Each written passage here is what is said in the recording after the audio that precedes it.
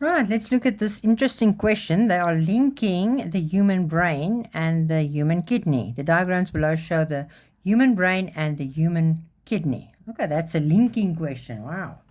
Identify part A, cerebellum. How do I know that? Because we studied. State one function of part C. Where is part C? It's this part here. This is the corpus callosum. Ne? And what does the corpus callosum do? It connects the two hemispheres of the brain, right? The right and left hemisphere. And it also allows for the communication between these two hemispheres. Okay, you only had to name one. A person sustained a head injury in a car accident and lost his memory. That's very important, that part. Write down the letter and name of the part of the brain that was affected. Now remember, memory is higher order thinking and all those things. So that will be your cerebrum. But they want you to write the letter with, what is the letter of the cerebrum? D. So you have to write D and then cerebrum. Okay. During an emergency situation, gland E releases a hormone. So this is now gland E, yeah, over here. To prepare the body for fight or flight. Responds by stimulating an increase in breathing rate and heart rate. This increase leads to an increased energy production in the skeletal muscles and an increase in the blood carbon dioxide level. Yo, that's a lot of information in this paragraph, ne? Very important that you always read everything, ne? If you didn't read that, how will you be able to answer these questions? Okay, let's see what they're throwing at us. Name the hormone secreted by gland E in an emergency situation. Well, gland E, and they say emergency situation, and now that can only be adrenaline, ne? Adrenaline.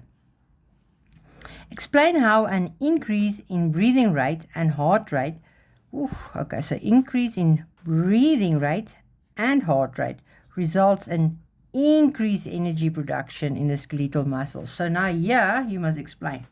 So you must now talk about the increase of the breathing and heart rate. What does that do? So that you have more energy in your skeletal muscles. Right, so you start with, okay, if you have an increased breathing rate, yeah, you will breathe in more oxygen. Right, so you will have more oxygen inhaled. If you have an increased heart rate, you will have, your blood will be pumping faster. So that's the two effects here. Right, now what's the effect of that? So, more oxygen and glucose, because it's in your blood, will be transported to your muscles. Now, what is the use of oxygen and glucose? You need it for cellular respiration. And cellular respiration is where the energy comes from. That's where the energy comes from. So you need to link cellular respiration to energy.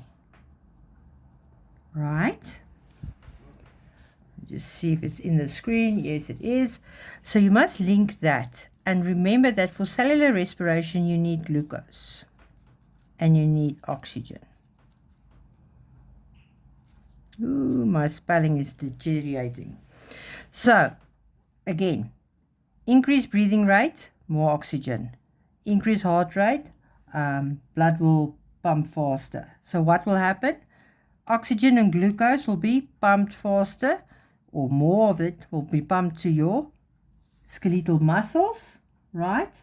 And then that will increase your rate of cellular respiration, which gives you energy. And they like to ask this always in conjunction with carbon dioxide as well. So remember that glucose, and even with glucose as well sometimes, they can ask you about why are people getting fat or how can you get more energy. Just remember that you need glucose for cellular respiration, and cellular respiration is needed for energy. It releases energy. Okay. Describe how part B is involved in carbon dioxide homeostasis? Now, where is part B? Oh, there it is. Okay. Now, that's the medulla oblongata. Ah, that's easy, man. Carbon dioxide homeostasis. This, you need to study this from Mind the Gap. No, it's so easy. So the medulla oblongata will send an impulse to the heart, right? And then more blood with carbon dioxide will be transported to the lungs.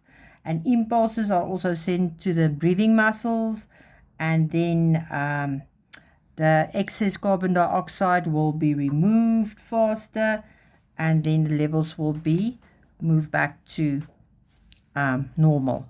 So this comes from Mind the Gap. It's an easy question. It is straightforward. Right.